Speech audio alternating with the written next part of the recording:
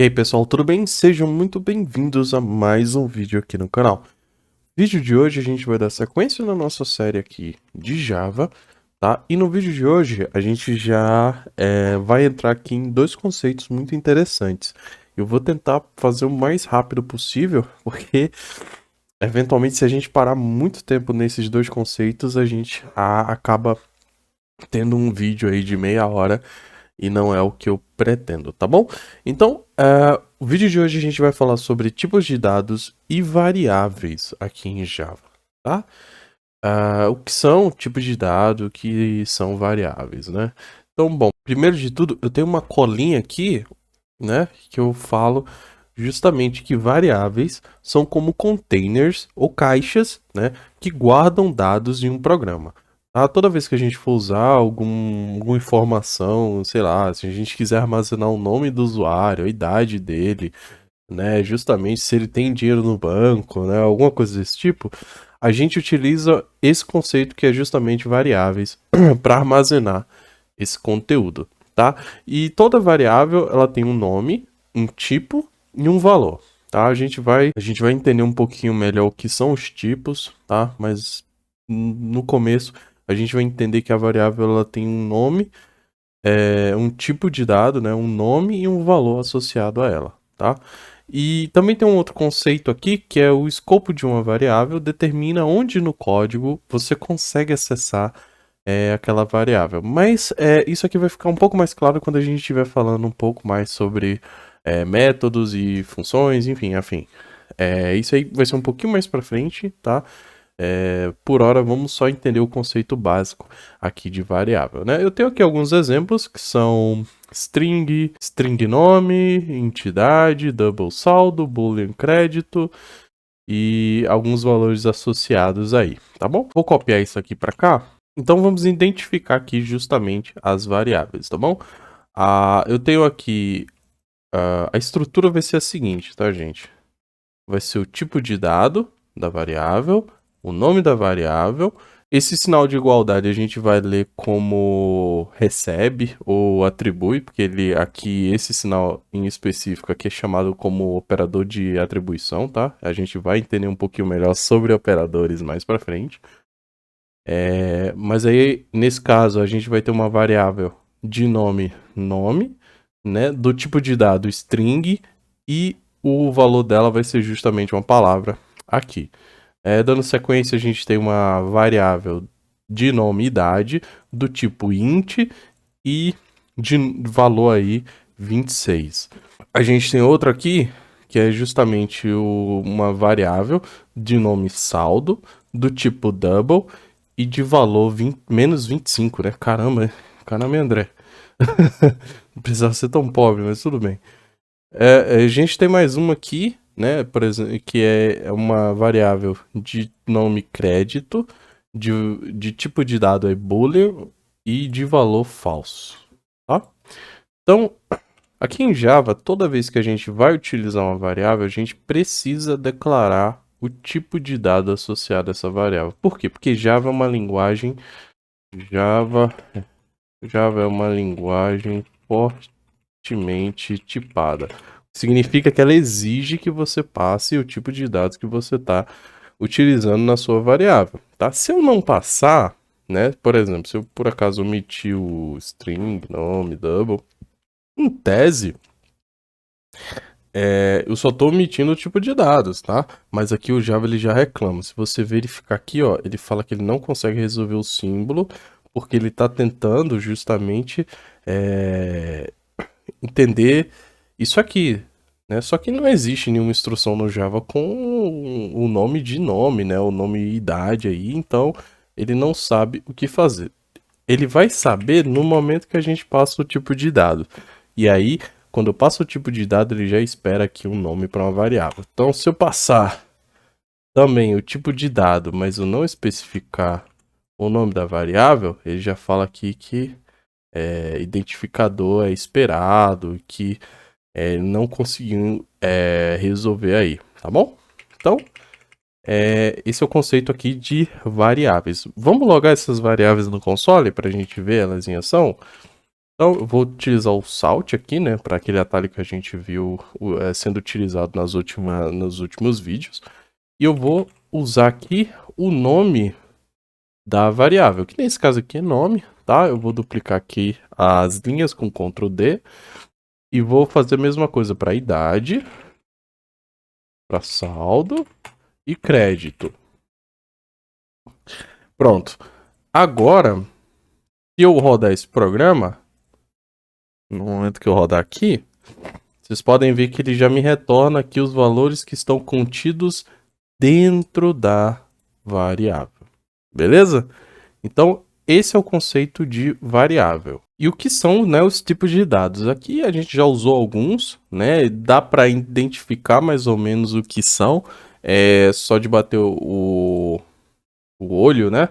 A gente já consegue ver que, por exemplo, string se dá aí por algum tipo de valor que é uma palavra, uma frase ou alguma coisa textual, né? Int, né, dá a ideia de inteiro, né? Ou seja, é um número. Eventualmente, existem outros tipos de dados que trabalham com números, né? Como, por exemplo, aqui o double. Eu tenho o valor de 25, mas se você reparar bem, aqui no meu console ele logou 25.0. E essa é uma das coisas que a gente vai procurar entender agora, que são justamente os tipos de dados aqui em Java. Então, aqui na documentação da Oracle, tá? Eu tenho aqui a parte de documentação Java. E um dos primeiros conceitos aqui dentro de variáveis é justamente o tipo de dado primitivo. E é justamente aí os valores, né, os tipos de dados que são aceitos pela minha aplicação. Né, eu tenho alguns aqui que eu já listei aqui na minha aplicação. Opa, não, OBS, deixa eu ver aqui. Boa. Então, você pode ver que eu listei aqui byte, short, int, long, float, double, boolean, char. E esses são justamente os tipos de dados primitivos aqui marcados pelo Java, tá? Byte, short, int, long, float, double, boolean e char, tá? Esses vão ser aí os objetos de estudo aqui agora. Então, byte ele é um tipo de dado primitivo em Java que armazena um número de 8 bits, tá? É um tipo de dado que é um número de 8 bits. Ele fala aqui que é signed, ou seja, ele armazena tanto números positivos quanto números negativos. E o range dele, né, o quanto ele consegue armazenar, é justamente são 255 posições, mas que variam de menos dos 128 a 127, que seria aí justamente 2 elevado a 7 menos 1. Beleza?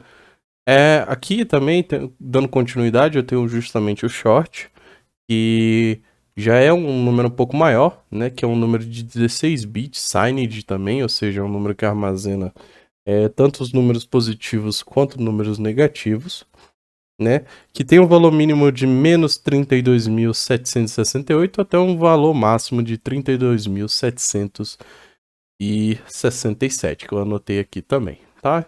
Dando sequência aqui, eu tenho um inteiro, que ele é um tipo de dado de 32 bits, signed também, ou seja, armazena a questão aí dos números positivos e números negativos.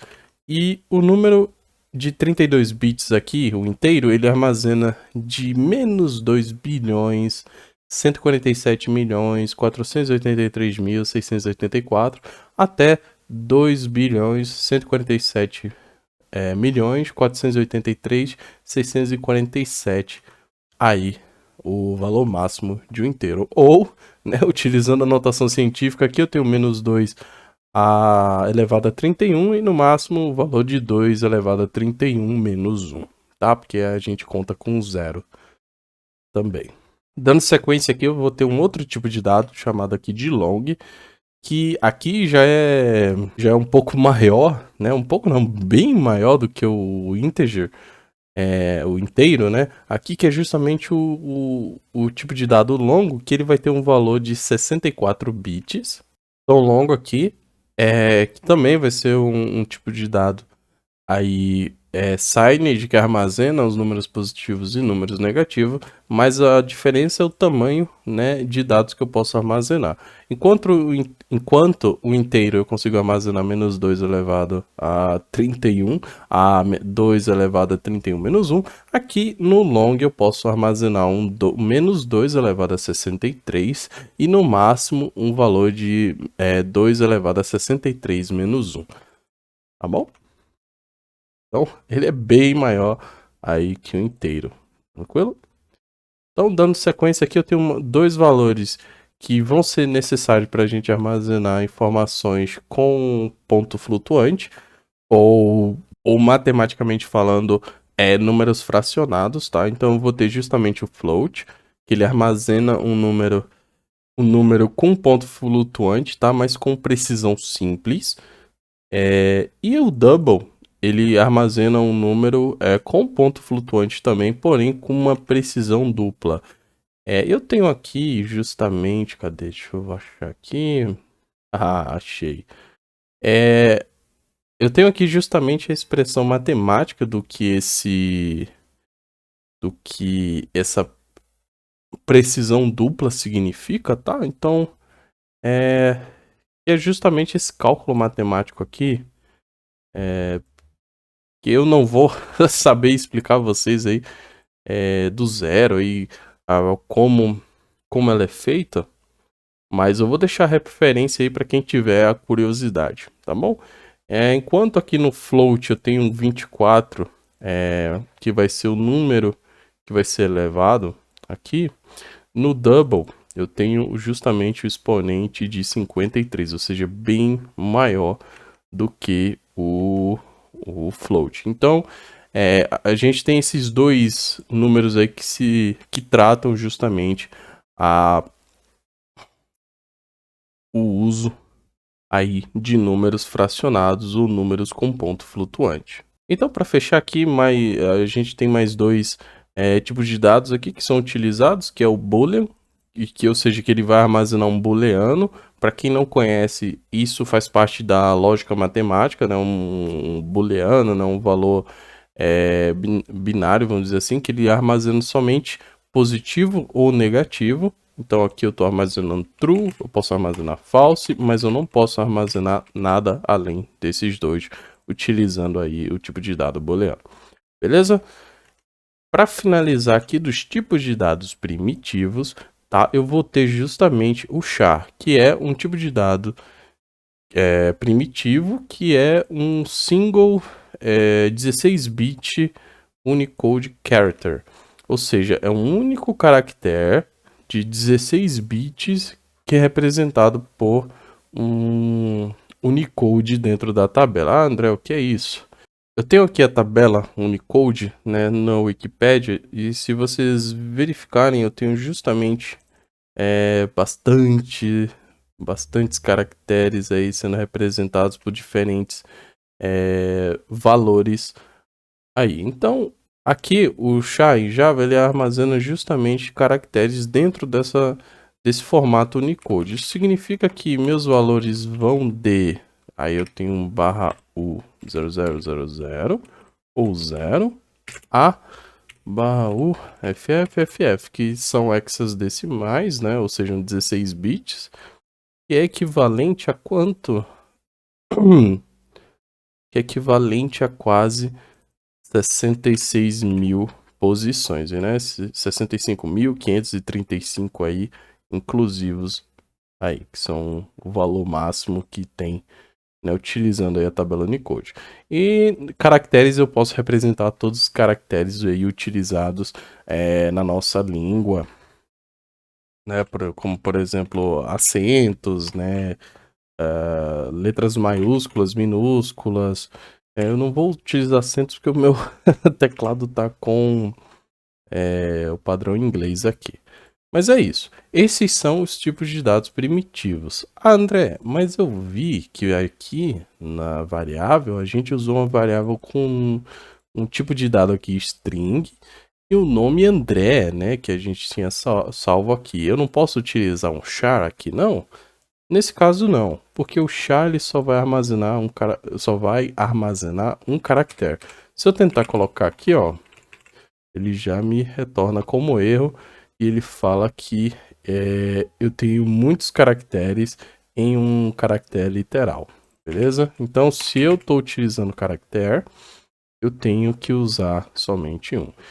E como é que ele faz essa leitura, né? Um string. Um string vai ser justamente uma lista de caracteres. A gente vai entender um pouquinho melhor sobre listas mais para frente, tá? Mas entenda que vai ser uma lista com posições.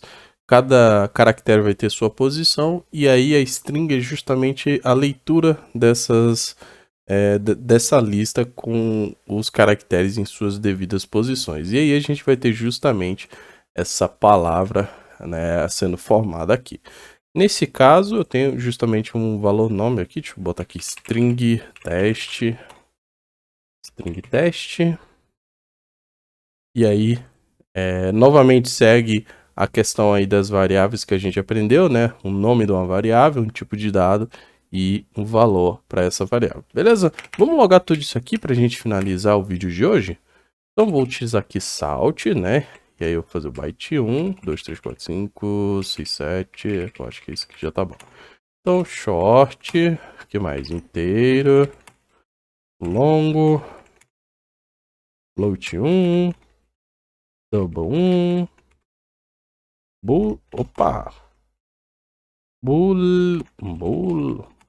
booleano, caractere, e para finalizar, vamos fazer o string test aí, beleza? Vou rodar aqui esse código.